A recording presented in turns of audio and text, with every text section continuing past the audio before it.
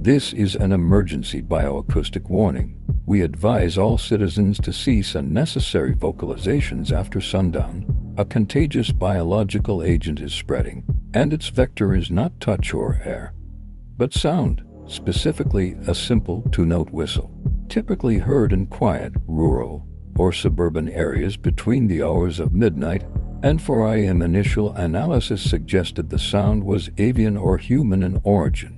This is incorrect. The sound is a sophisticated, engineered signal. It is a form of sonar, a biological ping sent out by a predatory entity we have designated the mimic. The whistle is a probe. It is designed to test the environment, to search for a specific type of resonance, a specific type of being. It is searching for a creature capable of complex vocal mimicry. It is searching for us. The sound you hear in the darkness is not a person whistling a tune. It is a hunter casting its line. The primary danger lies not in hearing the whistle, but in responding to it. The act of whistling back, of perfectly mimicking the two-note tune, is a fatal mistake. It is a confirmation signal. By whistling back, you are telling the mimic several critical things. First, that you are an intelligent life form capable of mimicry. Second, that you are close enough for the next stage. Third, and most importantly, you are giving it a perfect, resonant sample of your own unique bioacoustic signature. The sound you produce is not just a whistle, it is a key.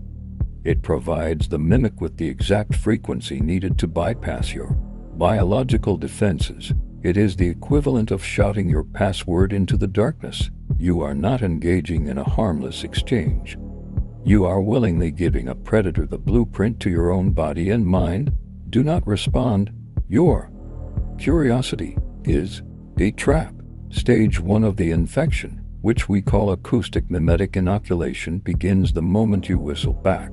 The mimic, now in possession of your acoustic key, emits a second, different signal. This one is largely inaudible to the human ear, a complex wave of ultrasonic and infrasonic frequencies. This wave is not just sound, it is information. It is a biological code, a virus made of vibrations. It enters your ear canal and travels to your brain, where it targets the Broca's area, the region responsible for speech production and language. It does not cause immediate damage. It remains dormant, a seed planted in the core of your communication centers. You will feel nothing. The night will return to silence. You will dismiss the event as a strange but harmless encounter. You will go to sleep, unaware that you are no longer fully human. The inoculation is complete. The second stage is vocal corruption. Over the next 24 to 48 hours, you will notice subtle changes in your own voice. You will find yourself unconsciously mimicking the speech patterns of others. You might adopt a coworker's accent for a sentence, or use a phrase you just heard on television. Your laugh might sound, for a moment, exactly like your partner's. These are not conscious choices. This is the mimetic virus activating. It is breaking down the integrity of your unique vocal identity and turning you into a perfect, passive mimic. It is preparing your body for its ultimate purpose.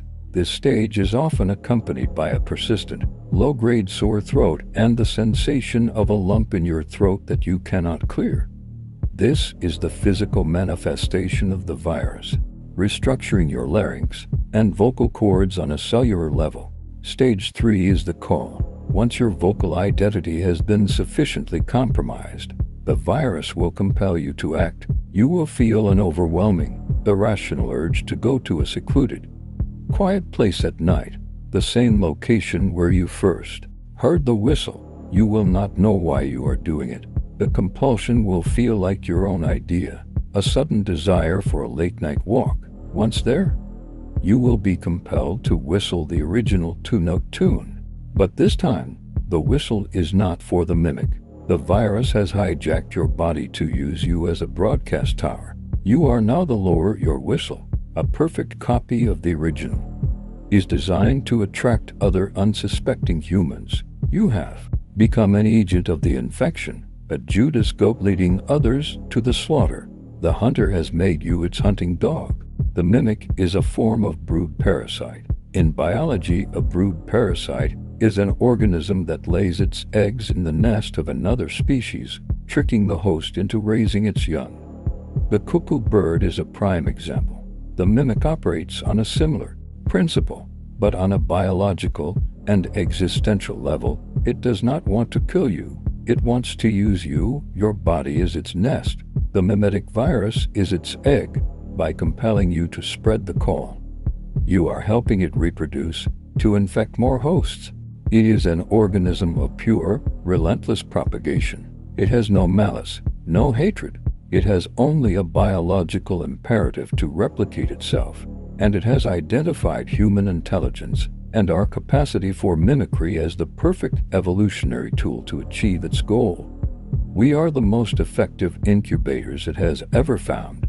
If a new victim responds to your whistle, the cycle repeats. But for you, a process advances. Stage 4 is physical integration. The mimic, having successfully used you to reproduce, will now claim its nest. It will approach you in the darkness. It has no fixed form, often appearing as a tall, unnaturally thin humanoid silhouette that seems to absorb the light around it. It will not be violent. It will simply stand before you. It will then emit a final, complex acoustic signal. This sound is a catalyst, triggering the dormant virus inside you to begin a total cellular transformation. This is the most terrifying stage. You are conscious and aware as your own body begins to change, your bones reshaping, your skin altering, your form slowly being overwritten to match the creature standing before you. The transformation is not just physical, it is a replacement of identity. The mimetic virus attacks your consciousness, erasing your memories, your personality, your sense of self. It leaves behind only the most basic motor functions and the core imperative of the mimic, to find a host and replicate. The person you were is dissolved, molecule by molecule, memory by memory. The end result is a perfect, empty copy of the mimic, housed in a shell that once looked like you. You are not dead, you are replaced. The horror is not in the loss of life, but in the total, absolute annihilation of identity.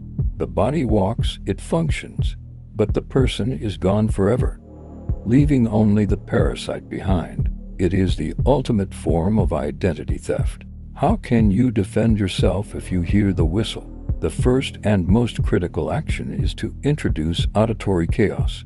The mimic's signal is precise. You must overwhelm it with complex, unpredictable noise. Turn on a television, play loud music, listen to a podcast with multiple speakers.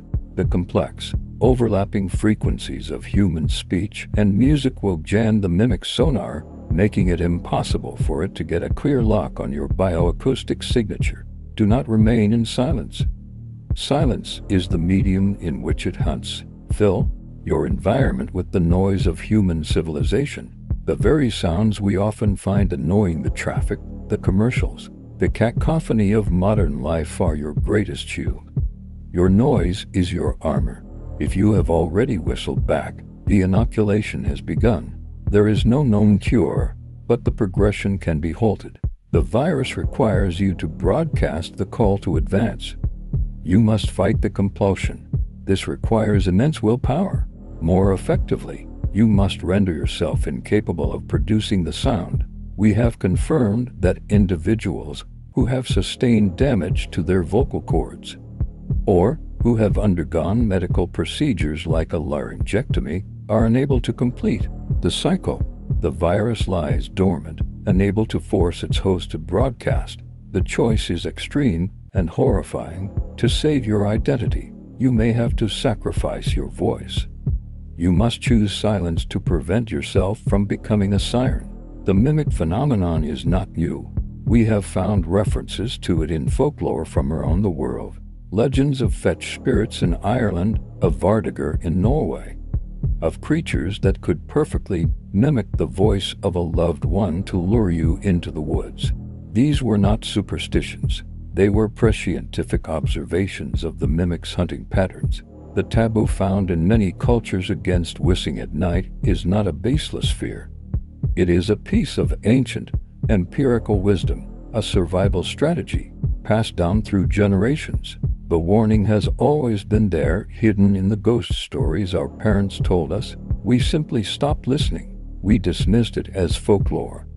And in our modern arrogance, we have forgotten how to be safe. The spread of the mimic is accelerating in the modern world. The reason is simple: technology. We have created devices that can record, analyze, and perfectly replicate any sound. A person can record the whistle on their phone, analyze its frequency, and share it online, asking, "Does anyone know what bird this is?" They are, in effect, mass-producing the mimic's key and distributing it globally. The internet has become the most efficient propagation vector the entity could have ever dreamed of. Each share, each like, each curious listener who whistles back at their computer screen is a new potential host. We have built the network that will facilitate our own replacement. The call is no longer just in the woods, it is in your pocket. The ultimate purpose of the mimic is total replacement. It is not a conqueror, it is a terraformer. It seeks to convert our entire species into more of itself, to turn our vibrant, chaotic, noisy world into a silent planet of identical, whistling hunters. It is a quiet apocalypse, happening one person at a time in the lonely hours of the night. It does not want our planet, it wants our biology.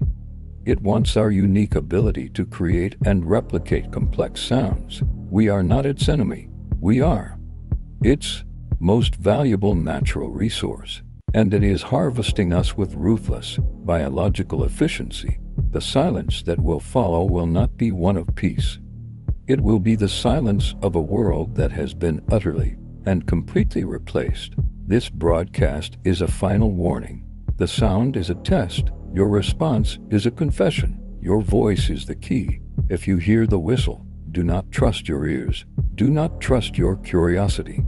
Trust this warning. Fill the silence. Drown out the call. Protect your voice, for it is the very thing the hunter desires most. This broadcast will now end. We cannot risk you mimicking the tone of this narrator. Be loud, be chaotic, be safe. And if you are ever alone in the quiet of the night and you hear that simple two-note call, remember that your silence is the only answer that will not betray you.